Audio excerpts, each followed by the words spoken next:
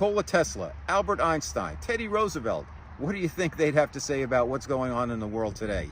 This is Robert Manni, host of Guys TV, and this week my special guest is author John Thomas. We're going to share channel messages from a lot of famous people, and it all starts right here, right now on Guys TV. You can also catch me on KCAA Radio in Southern California, Guys Radio, my worldwide podcast, and we're on UK Health Radio all weekend long. Guys TV, Guys Radio, thanks for your support.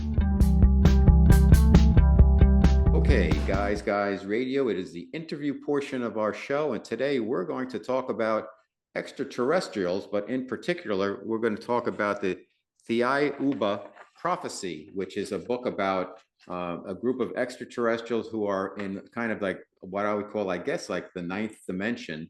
And my special guest is a return guest, Samuel Chong. Let me tell you a little bit about Samuel first. He's a court reporter, translator in LA, who's worked on books about alien abductions and prophecies. And he's translated the book we're going to talk about today, Michel Desmarquet's Thiaoouba Prophecy, and also H.M. Stoll's 334% Lies, which has appeared, and he's appeared on Coast to Coast to share his insights. The second book is about the Illuminati, I believe. Is that correct, Sam? Yes, that's right. Okay, so welcome back to Guys Radio, Samuel Chong. Thanks for having me here. Okay, so we spoke about 2 years ago when we went through kind of a top line of the book, and there's so much information here. It's a pretty fantastic journey that the author, Michel Desmarquet, goes on when he is visited in Australia by some ETs. They take him off in a ship and they travel across the galaxies, I think 9 dimensions away, and he spends 9 days with them, I guess 9 Earth days, and then he's returned and he is told to write a book. Now, he's not a writer, he's just a regular guy, and they bring him up there and show him so many things that is mind-blowing. And since then, the book was written about 20 years ago, 30 years ago now, Sam? Yeah, 30 years ago. And he had trouble getting it published. And Sam's been on the trail trying to get exposure for this book. And he actually went to meet Michel before his passing a number of years ago. So tell us about how you got involved and found out about the Thiaoouba Prophecy and how you met Michel. You know, I always had a very curious mind, wanted to find out who built the Great Pyramid of Egypt, for what purposes, what happens in the Bermuda Triangle. And I thought if the ETs could come and visit us, they must have advanced information and knowledge. We can just learn from them. So in my subconscious mind, I was always looking for information or books written by ET contactees. So I learned and I did search randomly on Amazon, and I found this book back in 2014, and I checked it out, and I found the book to be fascinating with specific verifiable information that I was determined to track the author down in order to find out more information that he didn't put in the book. Now, what happened when you looked for him and tried to track him down? And actually, we went to Australia to meet him? No, at that time he was actually living in Vietnam. Okay. I didn't know exactly where he was living at that time, but there was a tourist who accidentally found him and took a picture of his bungalow where he was living and posted on the internet. And I downloaded the picture and printed it out and flew to that Vietnamese city. It's actually an island in southern Vietnam. And I showed a picture that I printed out to the local taxi driver, and the taxi driver took me there. And what happened when you two met? Was he welcoming, or was he, I'm sure he was probably skeptical, like, what are you doing here? I mean, he was a little bit annoyed. He was a very private person. He didn't want people to look for him because of the book. But then, you know, I asked him a lot of questions. He just asked me to read the book a few more times to get the answers. 2 days before I was about to depart, he showed me a contract he signed with a Chinese publisher. He wanted me to follow up because he received $2,000 from the publisher, but never heard back from them. He wanted to see if they got the book published. It turned out that they paid him but didn't want the book to be published because of the fear of the censorship. And he asked me to find a different publisher, which I did. And then he invited me back for the second time and told me the information. Wow. And what was why do you have to read the book three times, which is Be- mentioned in the book? because the book is a very dense book with a lot of information that people will overlook the first time that they read it. The first time I read it, I overlooked a lot of information. And also each time when I read it, my focus shifted. The first time I read it, I was more focused in the content about Jesus and Christ. And the second time I read it, I was more interested in reincarnation and past lives. And the third time, I was more focused on the solutions to the current day problems, Mhm. which is nonviolent resistance. I noticed, having read it twice now, that I got a very different take on it the second time.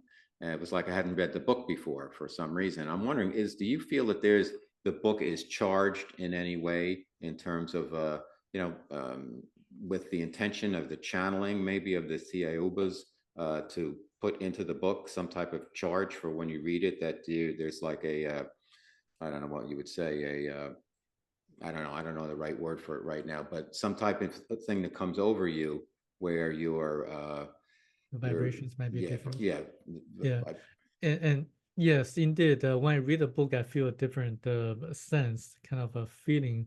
I feel calmer and also into a certain state of mind that actually brings me into the perspectives of the author. So each time I read it, I get a kind of feeling. And I also think that the author, in order to squeeze in a lot of information, he kind of just like went straight to the point with so many points kind of put together and connecting all the dots of the paranormal and also the realities. So I think the book is charged in a sense that it because deserves special attention. and you get some type of, the word I was looking for is attunement while you're reading the book. It seemed like that. Now, the question I would have is, Michael, he's not a writer, yet this book is very well written. How did he manage to remember everything that happened to him? He wasn't taking notes. The 9 days went by very quickly, and he's got a lot of very specific details. It's like he missed nothing. Did he get help from the Thiaoubans to in writing the book, do you think? Yes, I think he received help. Actually, it's written in the postscript. After he came back, he slept for about 36 hours or so straight. And then after he woke up, he told what happened to his wife and his son. And then afterwards, he began writing. Sometimes he would forget the details, and then suddenly there's kind of like the information, it's just like the information was downloaded to him. He would have the visions, have the memories brought back to him, and he would write very quickly and just documenting and describing the scenes when he was on the planet. So let's get right to it. So the first part of the book is really about he's getting there. There's a being, Theo, I guess the name is. Is that How? correct? Yeah. Yeah. And very beautiful individual, and who he thinks is female, but finds out that the whole planet of Theoba is hermaphrodites. They're kind of like a blend between male and female, if you will, just they're beings. What was the planet like when Michael went there? Tell us a little bit for our audience, like what he was taken on a spaceship, he sees Earth go away, he's transported, obviously he's fearful initially, they are very calm in how they deal with him, and they bring him to their planet. So he felt great compassion and love when he was with the people or Tao on the planet. And they look like Nordic people, like angelic looking. They're 9 or 10 foot tall. They are extremely beautiful and well shaped. Um, and they can perform all the miracles that's performed by Christ. So they communicated with him through telepathy. They can perform levitation. They can materialize objects. They can actually read Michel Desmarquet's mind and project certain images onto him when necessary. They are just like omnipotent beings, and they never age. They're forever young looking, always in their 30s, because they, according to them, they can generate their body tissues at will, and they can control their birth. And they told Michelle that, or Michael Michelle, that they can download information from each other. So they don't need to memorize textbooks. They can just get information from their colleagues directly, just like from downloading information from brain to brain. And they give him, Michael, kind of a history of our planet from its origins right up to what's happening now. And it seems like our planet is similar to a lot of other planets that have gone through technological advances and that led to some type of nuclear destruction. And we might be on our way to that. And it's been talked about, discussed, maybe that's what happened with Mars, etc. Tell us a little bit about how they explain kind of the history of Earth and the dangers that we're in right now. So different the kinds of people came from different planets. The blacks and the yellows originally came from a planet called Bagratini, in which they coexisted for millions of years. They had confrontations on their original planet and a nuclear war. And then after nuclear war, they learned their lessons, and they focused more on their spiritual development, and helped each other out on their planet. And then because their planet was cooling down from the core, no longer able to sustain life forms, so they had to migrate their people to Earth. So the blacks came to Australia, was now today's Australia, and the yellows landed on what's now today's southern Myanmar. So, and then they survived on Earth through different challenges, and also things that happened in Africa when the blacks migrate to, some of their blacks migrate to Africa. Um, and um, and then afterwards, about 250,000 years ago, the ancestors of the Polynesians came from a different planet called Arimo X3, and they established very successful civilization on the continent of Lemuria for a long time, until 14,500 years ago, when the entire continent sunk into the ocean because of an earthquake.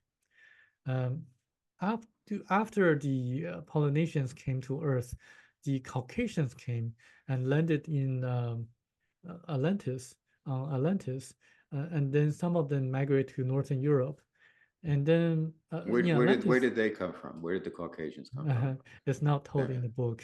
Okay. People ask Michel Desmarquet about the whereabouts of Caucasians, but he never get an answer. I don't know why, but One of but the the things, interest go ahead, go ahead. but the interesting is about the Jewish people. They came the latest, about 12,000 years ago, from a different planet of a different category called Hebra, and it told about the history of the Jewish people, and then how they survived on Earth. It's fascinating, and it's not exactly how we have heard our history, of course. And you have to take a little bit of a leap and start out by saying like, what if? And when you do that, there's a lot of support for the things that Michael says and writes in the book. That's correct, right? Exactly, especially the details in the book. For example, how he described after he went into their spacecraft, they disinfected him using yellow light and blue light, and it turns out that Harvard Medical School had a study and showing that blue light had antibacterial effects, and also the details of Christ. There's a tomb of Jesus in Shingo Village, Japan, that people can still visit, and describes why Jesus never performed the miracles before the age of 30, why some people say that he went to India, why there's a tomb in Japan, and why Christ, who began after he began preaching, was able to perform miracles, and how he died on the cross and resurrected 3 days after, and just to teach people about spirituality and reincarnation. And then for some reason, the concept was removed by the Catholic Church Council meetings. It's amazing because they talk about how the ETs, how the Theobans had shown up, have come to Earth many times, including at that point with Christ, where he went off to India and Tibet and Japan, and they had I don't want to call it a surrogate, but an astral body that went into somebody came into the physical body of Jesus. That's what they claim, and that's the one who was crucified, and then the Theobans claim that they moved the rock and took him out of there, and that's how the resurrection occurred. But the details of the story are different, but the message is the same about we're living the wrong way. We need to be more loving, and it seems like the core message is be careful with money and technology because they could get society and cultures in big trouble. Exactly. And it listed the four real dangers on Earth. Number one being money, because everything we see nowadays is evolved around money. The pharmaceutical companies, the energy companies, including the education system. And number two is politicians. We know this doesn't need explanation. Number Right. three is number three is journalists and drugs, because drugs affect our astral body negatively, and journalists, if they focus more on the negative sensational news, it kind of damages our psyche.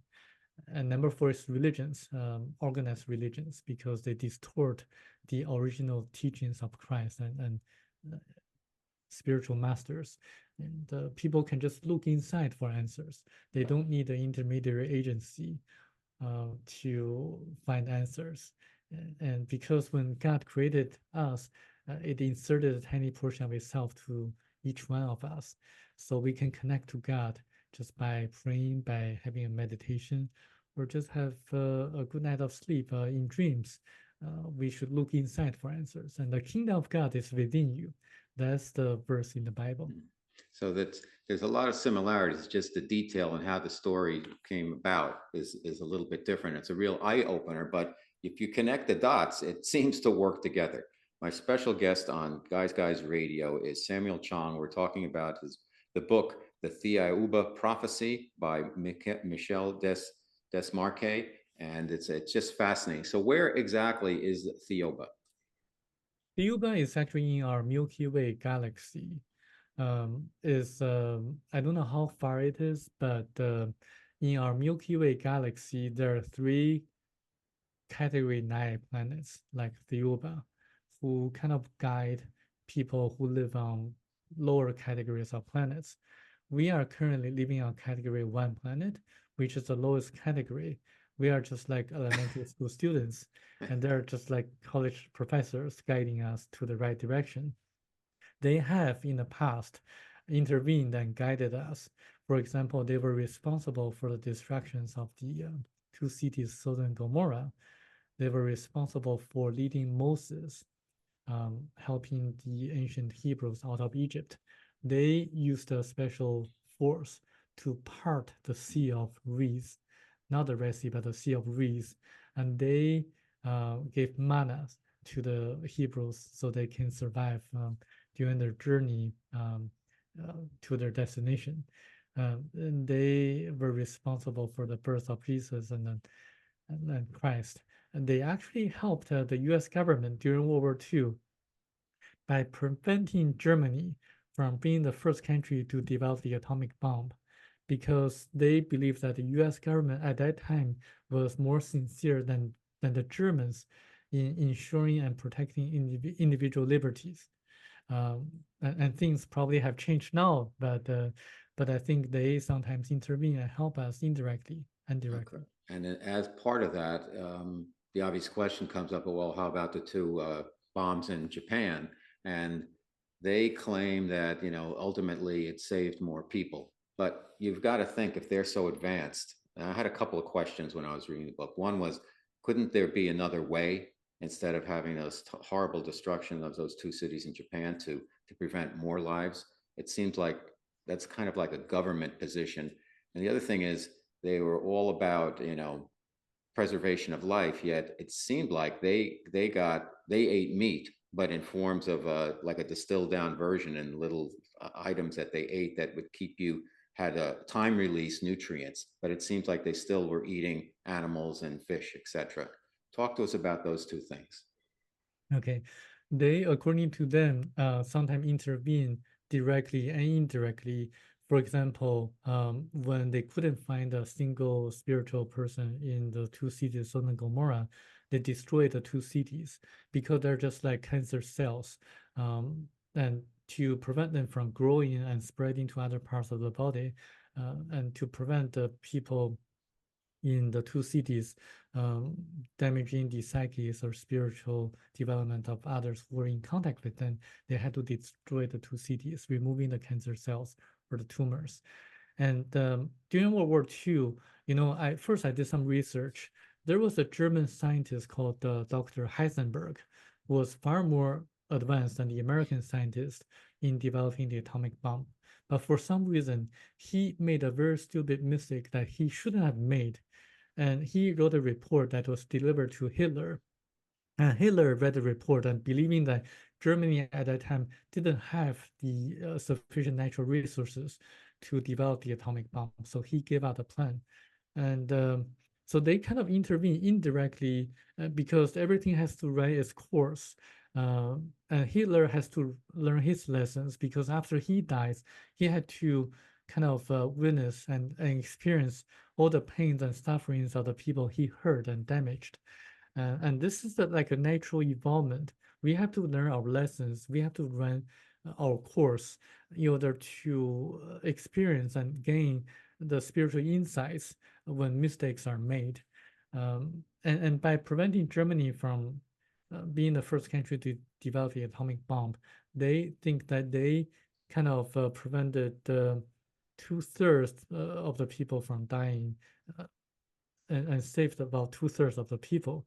Um, if they kind of assassinated like Hitler, and just preventing him from like making the decision to kind of invade other countries, then Hitler's the astral body of Hitler would still have to continue the journey and to be born in a different physical body and to continue the lessons that he couldn't finish or didn't finish, and to finish the lesson he had to learn. So they just couldn't kind of kill a person and to prevent a war from happening. They have to help indirectly by teaching the principles of life and the spiritual principles in order for things to turn to the better. Um, the Talk to, second question, it was about the food. the food, yes.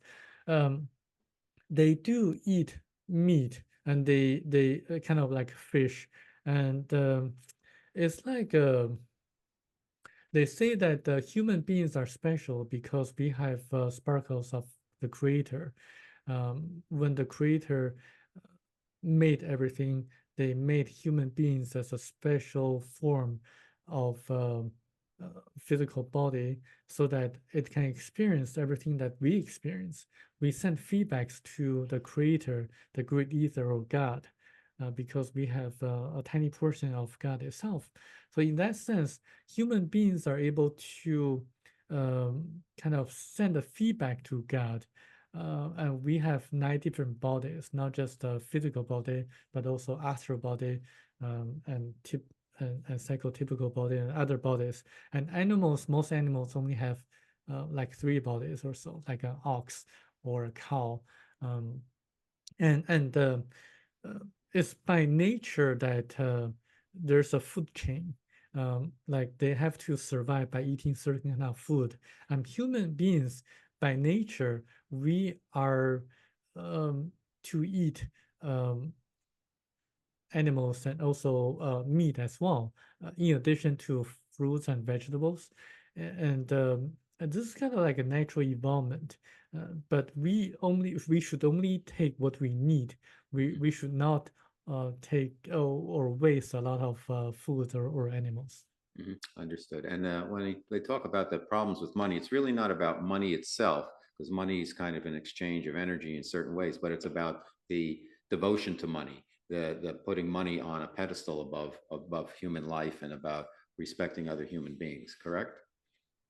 Yes, they say that money is kind of problematic, and actually, they took Michel Desmarquet to an ancient civilization on Lemuria about 14,500 years ago, where Michel Desmarquet saw they lived without money. Everyone just took whatever they needed on the market. No one took advantage of each other, and people lived very happily, helping each other out. They had advanced technologies, and actually, in ancient civilizations, money didn't exist. But since the invention of money, people craved more and more for power, for wealth, Mm-hmm. and that kind of damages the spiritual development path. And actually, the when we die, we cannot take away the material wealth. Of course. And Napoleon, being a great leader, he conquered a lot of territories. After he died, he didn't take anything away from him. So we should focus more on the important thing, the spiritual side of things. Now, another interesting thing was they said that noise is a real noise pollution. Pollution overall on the planet is an issue, of course, but they specifically mentioned more than one time that noise and there's a vibration with noise. So you have to be careful as to, I think, what type of media you consume, what type of music you listen to. Talk to us about that, Samuel. What did they have to say? Yes. Yes, we have our physical body, and we also have our astral body that's composed by electrons. Noise damage certain kinds of noise damages electrons of our astral body. So it's just like on television, we have electron interference, electromagnetic interference, the pictures get distorted. So similarly, if we damage our astral body, then it's going to affect our future reincarnations. We're going to have less psychic abilities or psychic powers when we reincarnate in our future lives. So it's okay. I think it's okay to damage our physical body because we only use it as a tool in this lifetime. But when you damage your astral body by certain kinds of noise, which a lot of people don't know about, it's going to damage your future reincarnations. Now, for yourself, what has happened since from the time you met Michel Desmarquet to now? With you helped him out, you spread the word on the book. We talked a couple of years ago. What's happening with the book? What's happened? What type of questions have you been asked? Have you been put under any pressure? Because there's a lot of, there's a lot of people have to take a leap to say, I think, what if? As they read the book and then connect the dots and say, okay, does this make sense or not? And they talk about in the book a lot about, knowing versus like you can't, it's not like people in our lifetimes, everybody has to see it in front of them to believe it. So double question again, forgive me. What's happened with you since you met Michel, and how do you and other people go through the process of logically saying how this can work? Well, after we spoke, I actually continued my law school and I have a JD degree right now. Oh, And congrats. I'm going to continue to spread the messages to the people who still rely on the mainstream media. And I'm hoping that people, after reading the book, can have an open mind and to have independent thoughts.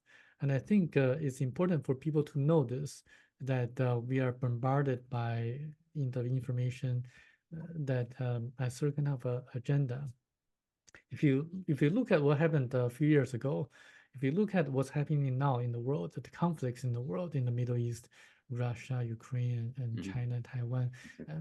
and do you really think that the conflicts are evolved naturally, or is it something really behind the conflicts or artificially created? I mean, if you look at the defense companies, if there are no wars, they would lose a lot of money. Of course. Their shareholders are not going to be very happy about Okay. it. But for you specifically, what's happened with you while you're out there promoting this book? I know what's happening in the world. I know we had the pandemic. We've got we got the war in the Ukraine. We've got China kind of looking at Taiwan eagerly, and we've got a lot of other issues, and we get a lot of propaganda. But in terms of the book itself and your journey, have you gotten any pushback on it? Have people tried to like clamp down on? Why isn't this book like a worldwide bestseller? Why doesn't it have more distribution, in your opinion? I've been trying to appear on as many podcasts as possible to promote the book. Some people have uh, woken up, and some are not really receptive. I also went to Thailand, also went to Taiwan. In Taiwan, the book was a bestseller, but in Thailand, I met with the publishers, and they were not really interested in having the book published because it's so different from what they used to read and perceive. Mm-hmm.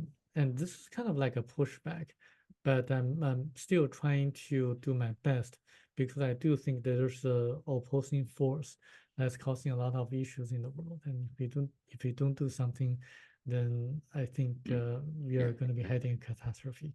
Now, do you think you were chosen somehow by the Thiaoubans to help carry the ball since Michel passed?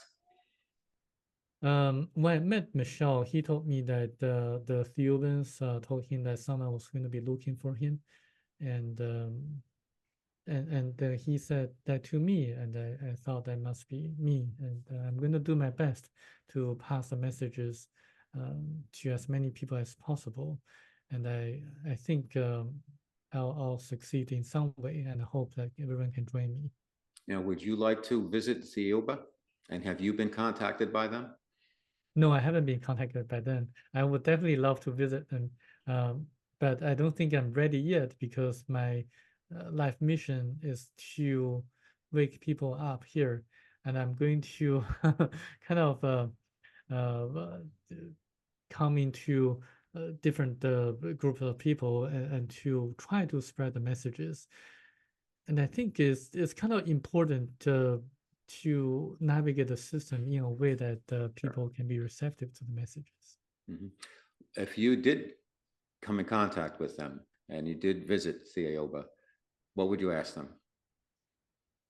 I would definitely ask them to be involved sooner, and just because when I look at my like relatives and my friends, they're still very into their day-to-day strugglings and earning more money and living a very mundane life. I kind of have a lot of anxiety and worry. They just look at what's in front of their eyes. They don't look farther. They don't look further, and so sometimes I just feel maybe it needs a reset on Earth in order for people to wake up, like the pandemic. Um, Actually, during the pandemic, a lot of people woke up to the realities. But sometimes, I'm so disappointed by a lot of my Right. friends and families. Sure. Well, a lot of what's going on now, a lot of people say, 2024, there's supposed to be a wake up call for people. There might be a great reset, the solar flares. And so far, things keep moving along the way that they have. I think, in my opinion, sometimes people expect things to happen on a specific date because that's how we're programmed. But that's not how things necessarily, the date that we think, maybe it's 2024, well, that might be 30 years from now. It's not exactly like, it's like predicting earthquakes or volcanoes.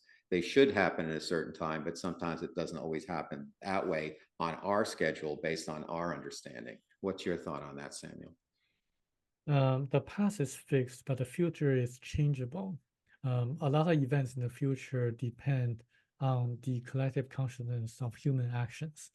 Earthquakes are kind of like fixed in the some at certain points in the future, but certain events like 9/11 or um, certain other events like the stock market fluctuations are really dependent on the human actions.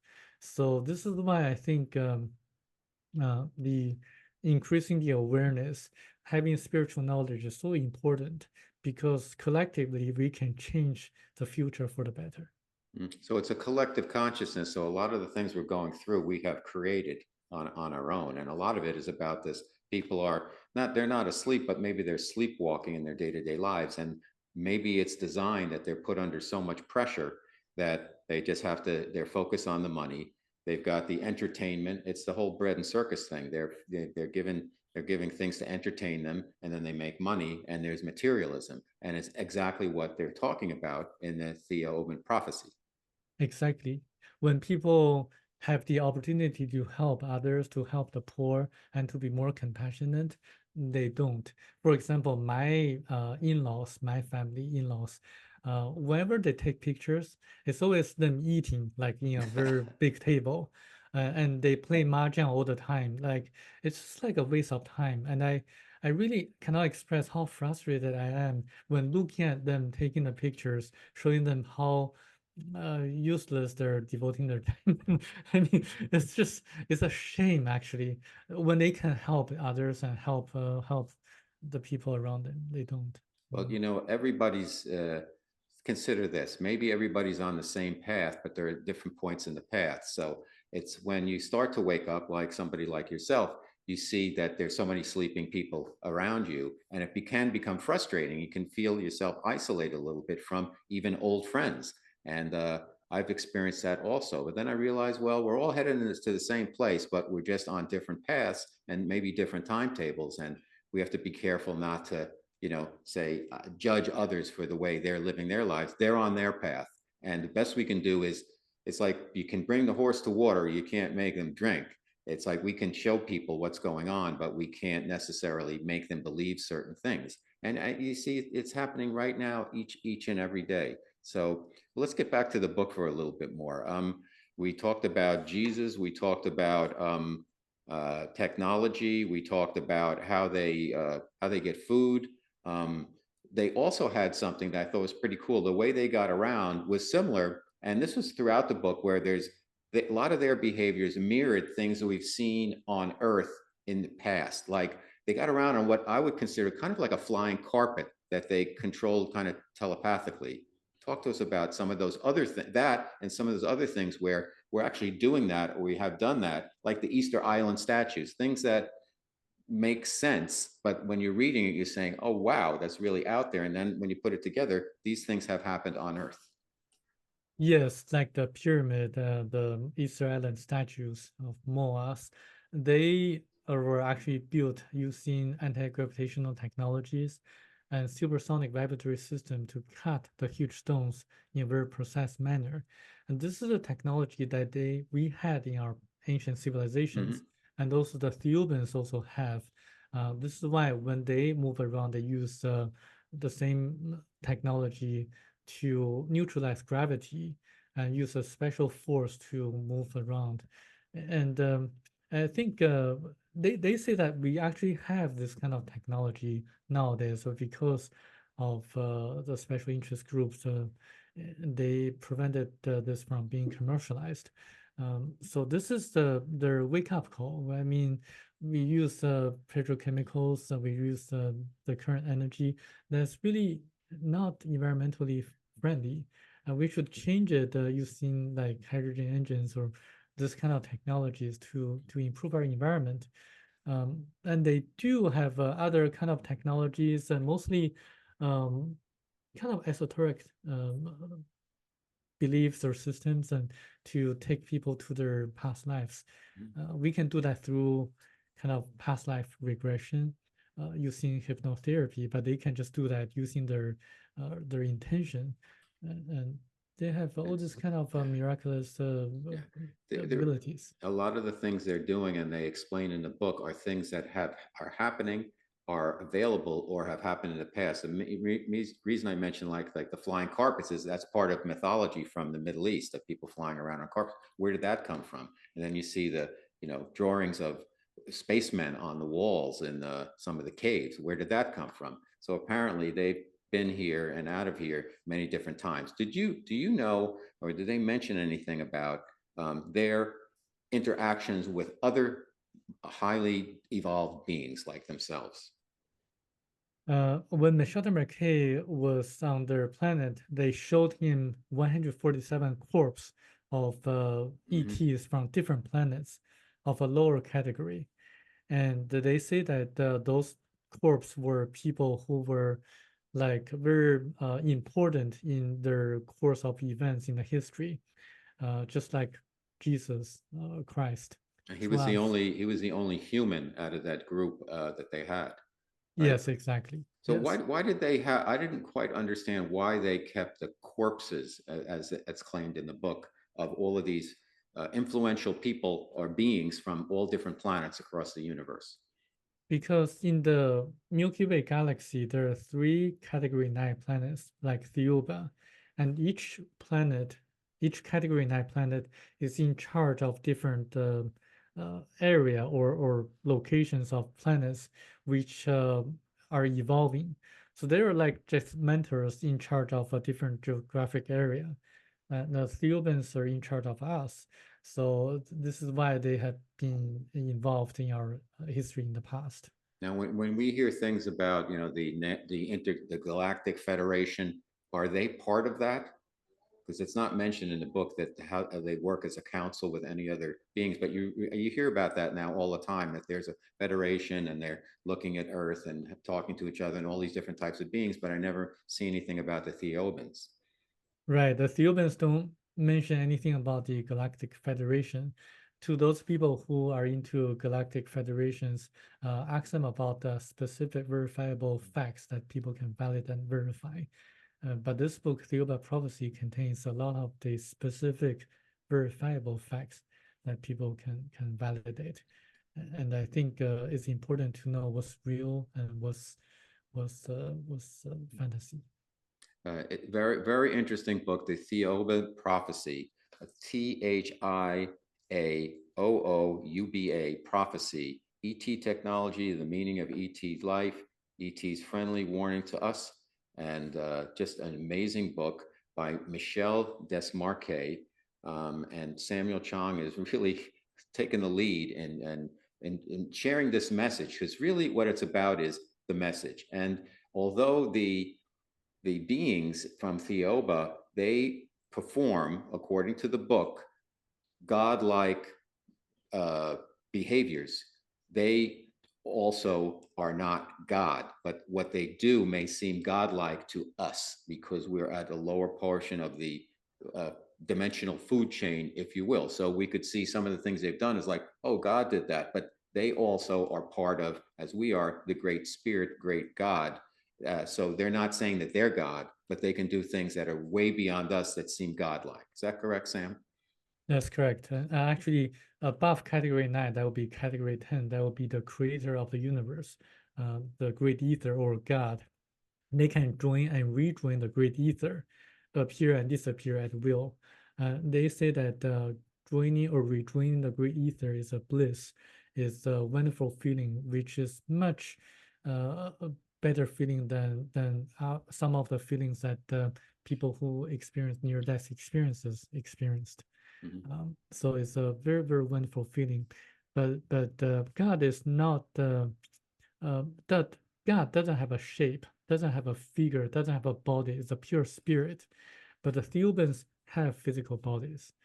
So that's the difference. And in the Bible, when people say, when Jehovah spoke something like that, when there's a human figure or like a God-like figure speaking something, they're saying that it's them, the Jehovahans or Theobans.